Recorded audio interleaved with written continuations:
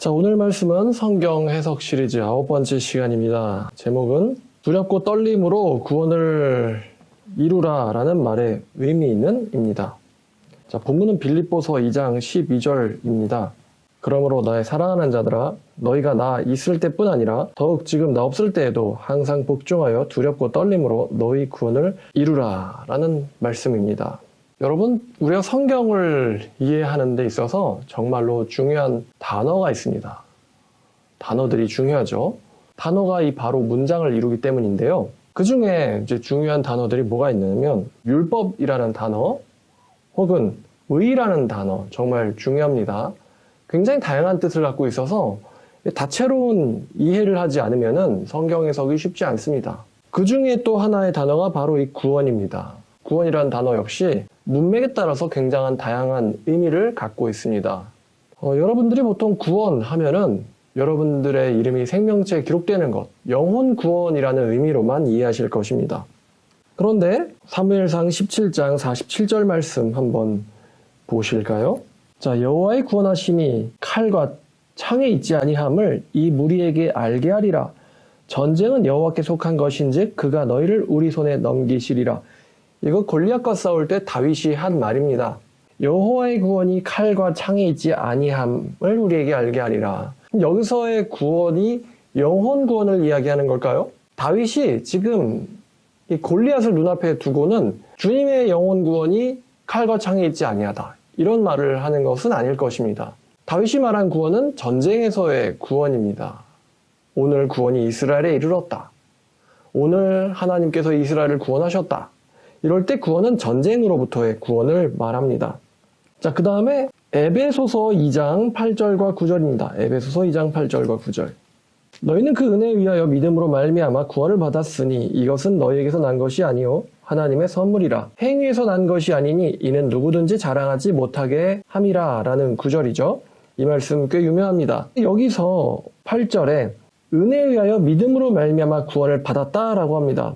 여기서 구원은 이제 영어를 보면은 이게 현재 완료 시제고 한국어로는 이제 과거 시제처럼 해석이 됩니다. 구원을 받았으니. 근데 이 받았다라는 게 지금도 여전히 구원을 갖고 있는 것이냐 하면 이제 영어를 봐야 돼요. 현재 완료 수동태 시제를 쓰이고 있는데 이제 have been saved라는 영어 단어가 쓰이고 있습니다.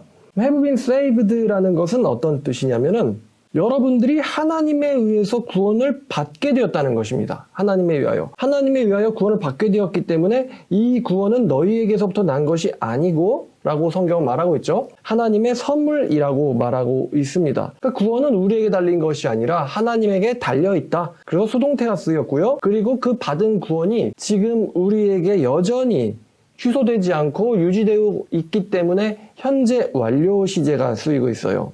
자, 그래서 이미 받은 구원이 지금까지 취소되지 않고 이어지고 있는 상태를 묘사하려고 너희가 구원을 받았다라고 표현을 하고 있습니다. 또한 9절을 보니까 이 구원은 행위에서 난 것이 아니다라고 했는데 여기서 행위의 주어는 너희겠죠? 너희의 행위에서 난 것이 아니니 이는 누구든지 그 구원을 자랑하지 못하게 하려 함이라 라는 말씀이 있습니다. 그러니까 이 구원이요 하나님에 의하여 이루어졌고 너희의 행위에 의해서 더 얻어지거나 취소되거나 다시 얻어지거나 하지 않는다는 거예요. 너희의 행위에 의해서.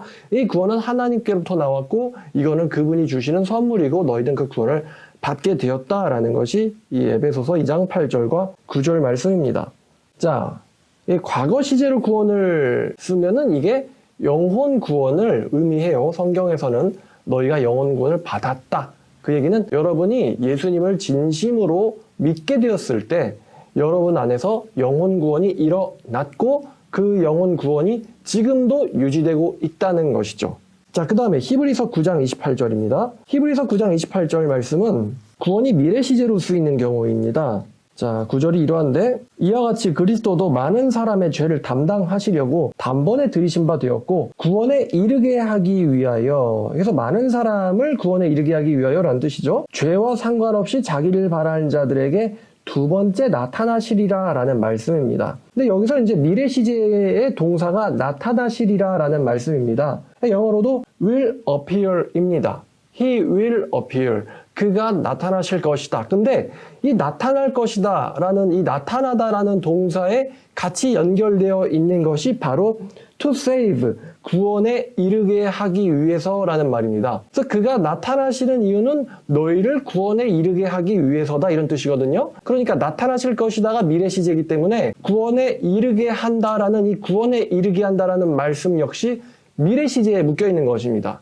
그가 나타나셔야지 너희의 구원이 이르게 되는 거예요. 다시요. 그가 나타나셔야지 너희의 구원이 이르게 되는 것입니다. 자, 그러면 여기서 이 미래 시제로 쓰인 구원이라는 단어가 영혼 구원을 의미할까? 우리가 이렇게 생각해 볼 수 있어요. 자, 예수님께서 하늘에서 구름 타고 올리우신 그대로 다시 재림하실 것이다 라고 성경은 이야기하고 있는데, 그러면 예수님께서 구름 타고 재림하셔가지고 만약에 이 구원이 영혼 구원을 의미한다면 예수님께서 구름 타고 재림하셔가지고 여러분 저를 믿어보시지 않으시겠어요? 여러분 저를 믿어보시지 않으시겠어요? 이렇게 구름 타고 나타나셔서 예수님께서 세계 모든 사람들에게 영혼 구원을 받으라고 회개하라고 혹시 알려드리고 다닌다는 것일까? 이렇게 해석할 수는 없겠죠. 왜냐하면 예수님은 재림하실 때는 심판하시려고 사도 신경에 나와 있듯이 산자 죽은 자를 심판하러 오시기 때문입니다. 그럼 여기서 나오는 이 구원에 이르게 한다라는 말이 무슨 의미일까요? 여러분 우리가 영혼 구원을 받으면은 이 영혼 구원은 궁극적으로는 천국에 들어가고 거기서 부활해서 영생하는 것과 연결되어 있지 않으면 안 됩니다. 우리가 지금 영혼 구원을 굉장히 중요하게 여기는데 이 영혼 구원이 중요한 이유는 그 영혼 구원은 천국에서 영생하는 것과 연결되어 있기 때문입니다. 그래서 천국에서의 영생에 이르게 하시려고 해석돼야지 이 구원의 미래 시제가 완벽히 이해가 됩니다. 그래서 예수께서는 자기를 바라는 자들을 부활시키시고 천국에서 영생을 하게 하시려고 그분이 재림하실 것이다. 이렇게 해석돼야지 이 9장 28절이 아무 모순 없이 해석이 됩니다. 이 9장 28절을 영혼 구원으로 이해하신다면은 여러분들은 성경 이해에 어려움을 겪을 거예요. 자, 그래서 구원이 미래 시제로 쓰이면은 천국 입성을 의미합니다. 구원이 미래 시제로 쓸 경우 천국 입성을 의미하고 과거 시제로 쓸 경우에는 이제 구원을 받은 것, 영혼 구원으로 이해가 됩니다. 우리가 받다라는 말씀 자체가 수동태죠. 나에 의해서 일어나는 게 아닌 것입니다. 자, 근데 오늘 본문인 빌립보서 2장 12절은 구원을 이루라라는 현재 시제가 쓰이고 있어요. 항상 복종하여 두렵고 떨림으로 너희의 구원을 이루라라는 말씀이죠. 자, 그러니까 영어로는 work out, 행하라, 수행하라 이런 뜻이거든요. 구원을 행하라, 구원을 수행하라. 그럼 이 행하라, 수행하라가 어떤 의미일까? 이 구원이 현재 시제, 구원을 얻은 사람들에게 하는 말씀이에요. 구원을 얻은 사람들에게 구원을 이루어라 라는 말씀은 어떤 의미일까? 이 말씀은요, 이 문맥을 통해서 보면은, 자, 15절과 16절을 보니까요. 자, 이는 너희가 흠이 없고 순전하여 어그러지고 거스르는 세대 가운데서 하나님의 흠없는 자녀로 세상에서 그들 가운데 빛들로 나타나며, 자, 흠이 없게 나타나게 되기 위함. 여러분, 흠이 없다라는 게 뭘까요? 너희가 흠이 없다. 이 세상 가운데서. 죄악이 없고 거룩해지라는 의미입니다. 죄가 없고 거룩하게 세상 가운데서 나타난다. 그리고 16절에 생명의 말씀을 밝혀 나의 다름질이 헛되지 아니하고 수고도 헛되지 아니하므로 그리스도의 날에 내가 자랑할 것이 있게 하려 함이라.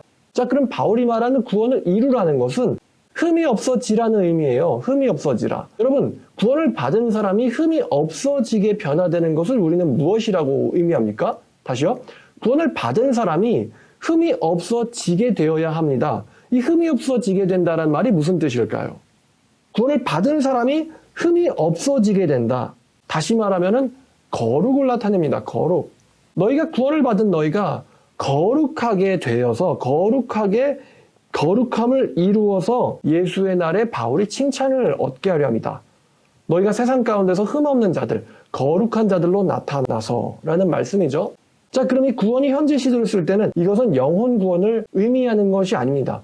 영혼 구원을 이루어라, 영혼 구원을 수행하라 말이 되지 않습니다. 그럼 여기서 구원의 현재 시제는 어떤 의미냐면은 성화를 이루어라 라는 말씀입니다. 거룩해져라 이런 뜻이에요. 두렵고 떨림으로 너희의 거룩함을 이루어라, 거룩해지어라 라는 뜻입니다. 구원의 현재 시제는. 자, 그럼 왜 하나님께서 구원을 받은 사람들한테 이 바울을 통해서 거룩해져라 라는 명령을 하셨을까? 이것은 제가 올린 설교 중에 이 신정론, 놀랍고도 두려운 신정론 이해를 보시면 됩니다. 거룩해져라 라는 명령은 신자에게만 작동되는 명령입니다.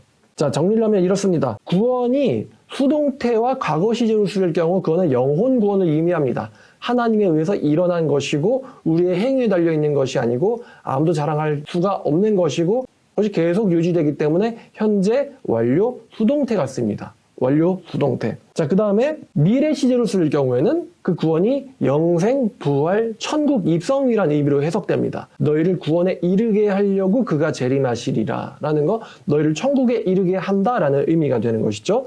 자, 그리고 이 구원이 현재 시제로 쓸 경우 그 현재 시제의 구원은 성화라는 의미를 갖습니다. 거룩해져라라는 거죠. 이 세상 가운데서 흠이 없도록 하여라. 흠이 없는 삶을 살도록 하여라. 거룩해지어라. 거룩한 삶을 살라라. 이제 정확하게 표현하면은 거룩함을 이루어라 라는 말이 되겠습니다. 자, 그래서 구원받은 사람은 구원을 이루려고 하며 구원을 받을 것이다 라는 말씀이 이제 여러분들에게 이해가 되시리라고 생각합니다. 자, 오늘 두렵고 떨림으로 구원을 이루라 라는 말의 의미는 이었습니다.